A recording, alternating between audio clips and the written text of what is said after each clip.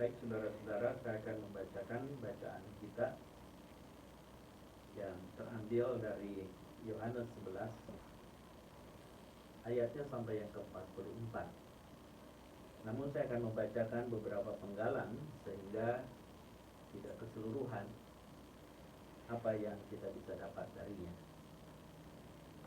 Dikatakan mulai dari ayat yang pertama, ada seorang yang sedang sakit namanya Lazarus.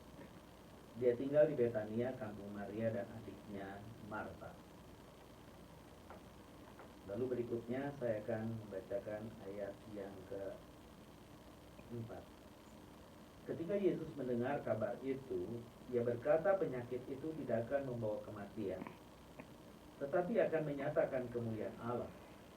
Sebab oleh penyakit itu anak Allah akan dimuliakan. Saya melanjutkan ke ayat yang 14.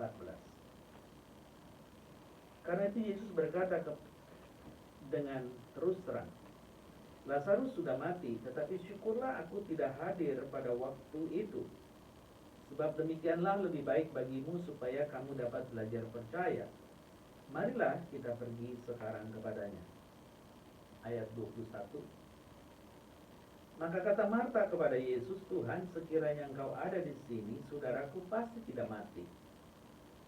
Tapi sekarang aku tahu bahwa Allah akan memberikan kepadamu segala sesuatu yang kau minta kepadanya.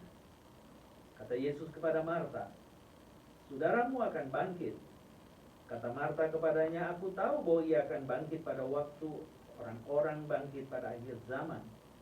Jawab Yesus, akulah kebangkitan dan hidup. Barang siapa percaya kepadaku, ia akan hidup walaupun ia sudah mati. Dan setiap orang yang hidup dan yang percaya kepadaku tidak akan mati untuk selama-lamanya. Percayakan kau akan hal itu? Jawab Marta, ya Tuhan, aku percaya bahwa engkaulah Mesias, anak Allah, Dia yang akan datang ke dalam dunia. Lalu saya membacakan lagi ayat yang ke-32. Setibanya Maria di tempat Yesus berada dan melihat Dia, tersungkurlah ia di depan kakinya dan berkata kepadanya, Tuhan, sekiranya engkau ada di sini, saudaraku pasti tidak mati. Ketika Yesus melihat Maria menangis dan juga orang-orang Yahudi yang datang bersama-sama dia, maka masbulah hatinya, ia sangat terharu dan berkata, di manakah dia kamu baringkan? Jawab mereka, Tuhan, marilah dan lihatlah. Maka menangislah Yesus dan kata orang-orang Yahudi, lihatlah betapa kasihnya kepadanya. Tetapi beberapa orang diantaranya berkata, ia yang memelekkan mata orang buta, tidak sanggupkah ia bertindak sehingga orang ini tidak mati? Maka masbulah pula hati Yesus, lalu ia pergi ke kubur itu. Kubur itu adalah sebuah gua yang ditutup dengan batu. Kata Yesus, angkat batu itu. Marta, saudara orang yang meninggal itu, berkata kepadanya, Tuhan, ia sudah berbau sebab sudah 4 hari ia mati. Jawab Yesus, bukankah sudah kukatakan kepadamu, jikalau engkau percaya, engkau akan melihat kemuliaan Allah. Sampai sedemikian jauh pembacaan sabda Tuhan. Bahagia adalah mereka yang mendengar dan memelihara di dalam hidupnya. Hosiana.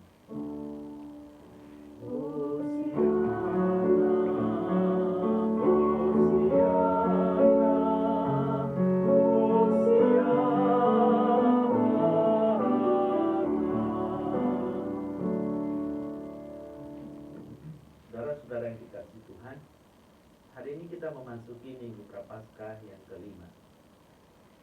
Ada sebuah pokok pikiran tentang pengharapan dan bagaimana kata itu kita maknai. Sudah barang tentu akan menjadi lebih hidup ketika kita memaknai dengan suasana hidup kita hari ini di sekitar rumah, gereja, masyarakat di mana Tuhan menempatkan kita. Ancaman bahaya yang disebut dengan virus COVID-19 mengingatkan kita bahwa dia tak terlihat. Dia pun tidak diketahui ada di mana. Tetapi ketika dia mewujud, maka kematian adalah bagian dari kita. Sudah barang tentu hal itu menjadi sebuah kecemasan, ketakutan, karena kita tahu ujungnya adalah kematian. Di dalam gambaran itulah sebenarnya kita diingatkan bahwa sesungguhnya engkau dan saya ada di sebuah ruang tunggu. Sudah barang tentu kalau kita ada di ruang tunggu akan berbeda-beda tempatnya. Misalnya, ruang tunggu di mana kita boarding untuk naik pesawat. Maka kita akan melihat di sana ada yang menjual makanan ringan untuk kita menikmatinya sambil kita kelak dipanggil untuk memasuki pesawat. Juga di sana ada bacaan-bacaan yang kita bisa lakukan untuk mengisi waktu luang menunggu panggilan. Tapi akan berbeda ketika kita ada di ruang tunggu rumah sakit. Sebut saja ruang tunggu operasi. Kita tidak akan pernah melihat di ruang itu ada makanan kecil atau mungkin koran, majalah untuk orang bisa mengisi waktu luangnya di dalam penantian atau penungguan. Yang ada adalah terkadang bangku pun tidak ada. Yang ada mungkin tikar yang kita bawa. Kita berdoa, bersujud di sana. Dan di sana di dalam ruang tunggu itu tertulis dengan jelas, harap tenang. Bagaimana mungkin tenang kalau kita tahu bahwa yang di dalam ruang tunggu itu adalah orang yang kita cintai dan dia sedang sakaratul maut. Kita berharap kepada dokter dan timnya supaya dia bisa diselamatkan. Maka engkau dan saya tidak lagi bisa bercengkrama, tidak lagi bisa melakukan apapun sesuka kita untuk mengisi waktu luang. Yang ada adalah di dalam ketenangan yang memang dipaksakan karena kita sedang menunggu. Barangkali kita berdoa. Karena memang tidak boleh bernyanyi dengan suara, karena jelas di sana harap tenang. Di dalam penantian itulah sebenarnya ada harapan. Kalau memang di dalam penantian itu ada harapan, kita perlu bertanya, kenapa kita suka menanti? Sehingga memunculkan sebuah pengharapan yang kita ingin maknai hari ini. Dalam Yehezkiel 37, ada ruang tunggu bagi umat Allah yang namanya Israel. Apa ruang tunggunya? Yang masih hidup mereka terbuang, berpencar dari Yerusalem sampai ke tempat pembuangan. Yang awal adalah Asyur dan terakhir Babilonia. Itu artinya mereka semakin luas terseret. Tetapi yang mati, mereka ada di ruang tunggu yang namanya Sheol, ruang kematian. Sehingga disebut di sana tulang belulang yang sudah kering. Menggarisbawahi bahwa pengharapan itu tidak ada lagi. Tapi justru di sanalah Tuhan mengingatkan bahwa aku akan mengirim rohku sehingga tulang-tulang itu kelak akan berotot, berurat, dan kemudian menjadi tubuh yang hidup lagi karena roh Tuhan dihembuskan kepadanya. Dan siapakah sesungguhnya yang disebut dengan tulang belulang itu? Di dalam gambaran Yehezkiel 37 ayat yang ke-11 dikatakan begini. Firman-Nya kepadaku, hai anak manusia, tulang-tulang ini adalah seluruh kaum Israel. Sungguh mereka sendiri mengatakan, tulang-tulang kami sudah menjadi kering dan pengharapan kami sudah lenyap. Kami sudah hilang. Itulah sebenarnya ruang tunggu di mana orang Israel yang masih hidup seakan-akan gambaran tulang kering yang tidak bermakna. Apa yang kita bisa dapat di dalam menanti dengan tenang? Sudah barang tentu kita tahu di ruang tunggu itu kata kuncinya adalah sebuah penundaan. Apa yang dimaksud dengan penundaan? Penundaan adalah apa yang kita pikirkan tidak langsung menjadi kenyataan. Lalu di dalam menunggu menjadi kenyataan, berharap sesuai dengan yang kita cita-citakan atau harapkan. Dan kalau itu muncul persis seperti yang kita cita-citakan atau harapkan, maka sukacita muncul di sana. Kalau tidak, mungkin kebalikannya, duka cita. Barangkali tidak berlebihan kalau bacaan Yohanes tadi yang sengaja saya baca sedikit melompat-lompat. Di garis bawahi di sana bahwa ada Lazarus yang sedang sakit. Dan sakitnya itu bukan sakit flu biasa, tapi sakit flu mungkin seperti hari ini dengan COVID-19 yang saudara-saudara tahu, yang mungkin akan berujung kepada kematian. Yang menarik di sana dibunyikan lokasinya, Betania, dekat Yerusalem. Mungkin saudara-saudara perlu tahu, arti Betania itu bisa dimaknai beberapa. Misalnya, Betania itu disebut juga dengan rumah kurma, house of dates. Artinya di tempat itu ada makanan yang memberikan gizi. Tapi juga bisa dimaknai dates itu bukan kurma, tetapi sebuah ungkapan bercengkrama. Karena memang Yesus kalau datang ke Betania, dia akan bercakap-cakap. Dan khususnya Maria akan mendengarkan apa yang Yesus katakan.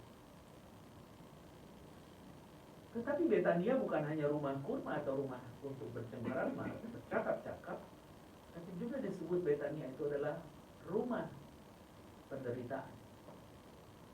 Kenapa? Karena di rumah yang harusnya ada satu percakapan cengkrama yang menyenangkan, yang memberikan gizi untuk hidup yang lebih baik, tapi orang yang dicintai sedang sekarat. Namanya Lazarus. Dan dari situlah kita ingin memaknai perjalanannya. Disebutkan pada waktu itu, Maria mengutus orang untuk pergi. Saya coba untuk memperlihatkan gambar kecil ini, entah kelihatan atau tidak. Bayangkan kalau peta ini saya perbesar, adalah bagian, ini adalah yang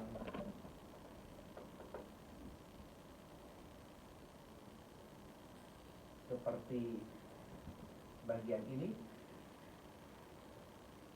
saya sebut dengan Laut Mati.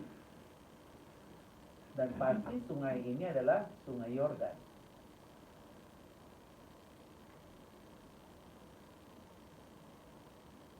Jadi gambaran ini pasti saudara akan nanti ngeh kalau melihat peta.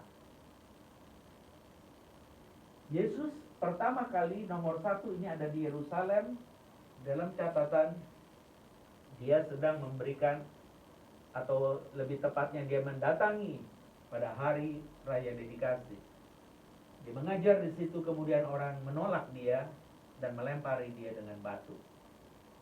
Lalu dia pergi sampai ke tepi sungai, ke balik Sungai Yordan, nomor 2. Tidak disebutkan namanya, karena itu mungkin menjadi tempat di mana Yohanes Pembaptis pernah memanggil orang untuk datang bertobat, orang Israel yang ingin mewariskan kerajaan Allah, kemudian dibaptis di Sungai Yordan. Memang tidak ada namanya, tapi dianggap bahwa perjalanan dari Yerusalem ke nomor 2 itu, 1 ke 2 itu kira-kira 1 hari. Yang menarik ketika Maria mengutus orang kepada Yesus untuk menolong Lazarus. Arti nama Lazarus juga baik, yaitu kepada siapa Allah menolong. Itu arti nama Lazarus. Dari kata Ibrani yang bunyinya Eleazar. Ya, dari El-Azar. Jadi Tuhan penolong. Dan yang menarik ketika sampai berita itu, Yesus bukan segera mendatangi Betania untuk menolong Lazarus yang sekarang. Dia sengaja tunggu 2 hari.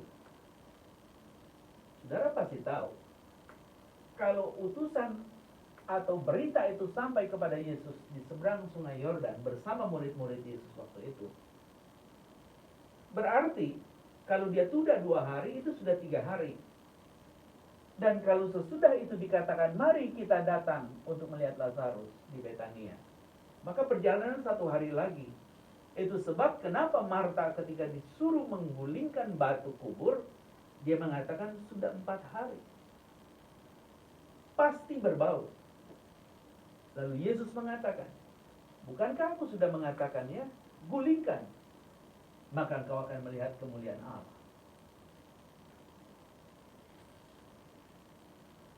Orang Israel itu mengetahui, saudara-saudara, bahwa ada kebangkitan orang mati pada hari yang ketiga.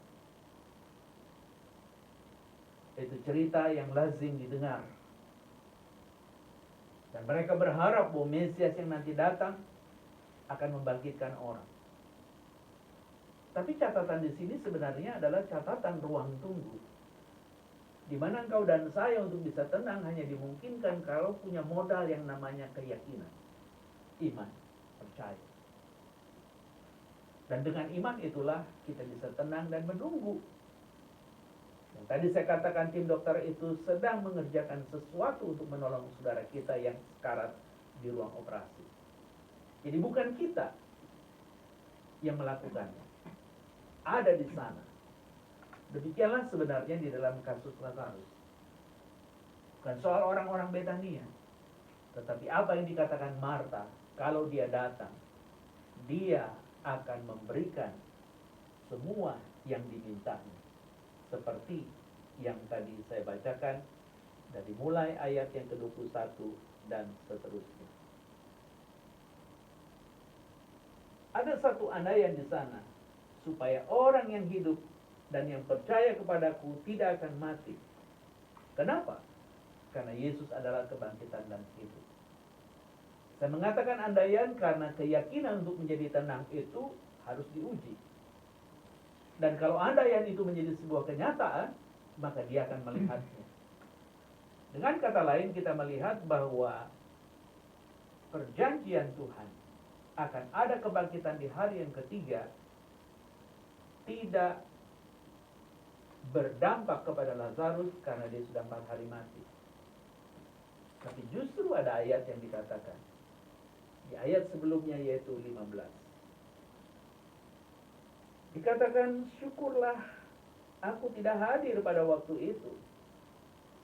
Entah itu kalimat mengejek, menyindir atau apapun. Tapi sebenarnya Yesus mau mengatakan, adalah lebih baik aku tidak di sana, supaya engkau dapat belajar percaya. Jadi memaknai pengharapan itu sebenarnya adalah belajar bagaimana kita percaya kepada Dia. Tetapi yang menarik adalah ketika objek yang harus kita percayai itu sekarang sudah tidak lagi bisa mengubah harapan kita dengan kenyataan, pasti mungkin Anda akan marah. Anda akan memberontak. Demikianlah arti nama Maria dan Marta. Punya nama beda tapi artinya mirip. Suka memberontak. Maria dari kata Ibrani Miriam, yang artinya memberontak, karena dia pernah memberontak kepada Musa yang diurapi Tuhan. Sementara arti nama Marta adalah dia yang suka memberontak. Karena Maria ketika dia mendapat kesempatan bercengkrama, dia duduk di kaki Yesus mendengar.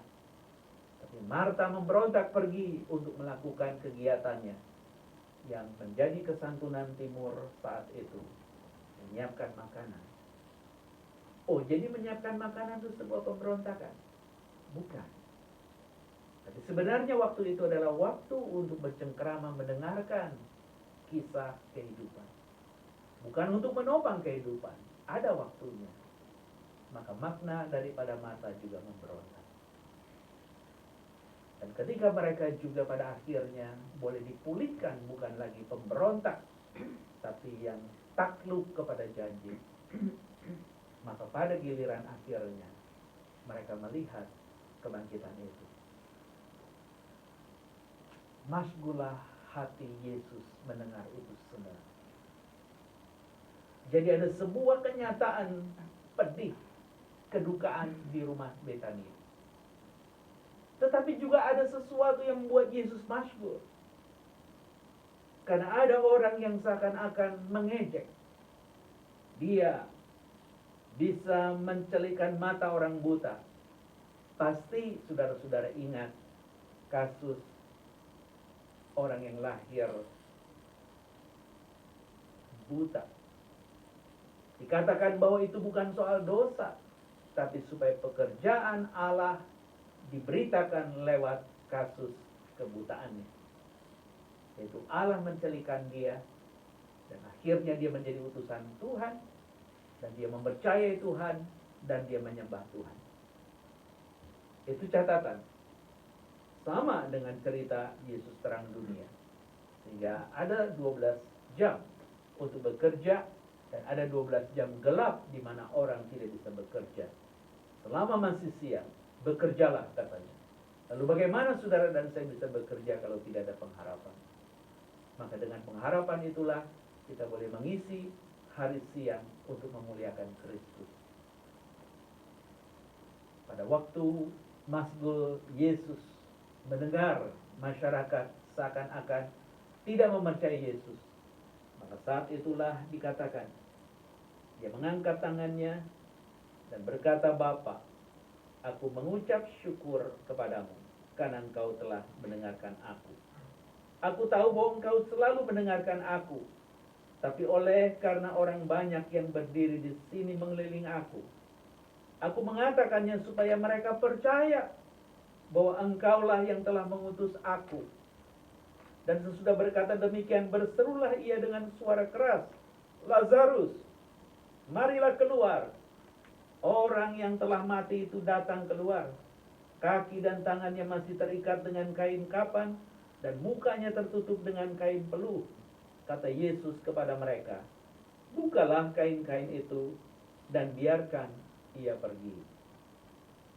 Jadi sekarang kebangkitan itu bukan lagi sebuah dogma, teori yang dipercayai sehingga mendatangkan pengharapan karena ada kebangkitan pada hari yang ketiga. Ini sudah lewat. Itu berarti sesungguhnya engkau dan saya bukan orang yang sepatutnya mendapatkan kehidupan baru di dalam Kristus, tapi anugerah yang kembali diberitakan di dalam Roma 8 ayat 11, yaitu ketika Roh Kristus ada dan tinggal di dalam kita, maka kita boleh menjadi milik Kristus, dan kita boleh menikmati persekutuannya untuk hidup di dalam roh, bukan daging. Jadi apa yang sebenarnya menjadi ruang tunggu saudara-saudara hari ini? Apakah ruang tunggu karena ada sebuah suasana menderita kematian orang yang kita cintai? Atau ruang tunggu yang membuat engkau dan saya tidak berpengharapan karena kita seperti tulang-tulang kering yang tidak ada lagi kehidupan? Kita tidak tahu, tetapi engkau harus menentukan ruang tunggu saudara hari ini. Apa? Katakanlah kepada Tuhan, ruang tunggumu yang pasti di sana ada tulisan harap tenang. Dan ketika engkau menjadi tenang, itu berarti engkau mempercayai kepada orang yang menolong kita. Lazarus yang disebut kepada siapa Allah menolong, dia mendapatkan pertolongan sungguh dari Allah yang mengutus Yesus, Putra Allah. Dan orang-orang yang hari itu hadir, datang melihat kebangkitan, seperti yang dia katakan, akulah kebangkitan dan hidup. Barang siapa yang percaya kepadaku, meskipun dia sudah mati, dia akan hidup. Memaknai pengharapan adalah memaknai yang demikian. Sesuatu yang tidak lagi mungkin menjadi mungkin. Jadi biarlah segala isu tentang virus corona COVID-19, virus corona yang baru, tidak lagi membuat Anda gentar, khawatir, terlebih takut. Tapi itu semua memang harus hadir, supaya engkau tahu, ketika kita mengalami bagian itu, kita akan mendapatkan penghiburan, karena dia hadir di tengah penderitaan kita, untuk kembali bercengkerama, dan memberikan gizi tentang janji Allah yang memberikan hidup. Biarlah firman ini menguatkan saudara-saudara sekalian. Biarlah ini menolong kita untuk memaknai pengharapan. Masuki minggu Prapaskah kelima. Berarti minggu besok saudara-saudara kita akan memasuki minggu Palmarum, atau yang disebut juga minggu sengsara. Karena itu menjadi minggu terakhir ketika Yesus kelak akan mati di kayu salib. Biarlah engkau dan saya juga adalah orang-orang yang ada di dalam penantian dan tidak membiarkan waktu lowong itu. Di dalam banyak satu karantina atau isolasi diri yang sementara, engkau tidak berleha-leha mengisi waktu itu dengan membaca firman, berdoa, bernyanyi dan lain sebagainya. Isilah itu sehingga hatimu tenang, teduh, karena Kristus keselamatan kita, Dia sudah menjadi kebangkitan dan hidup. Biarlah Tuhan menolong saudara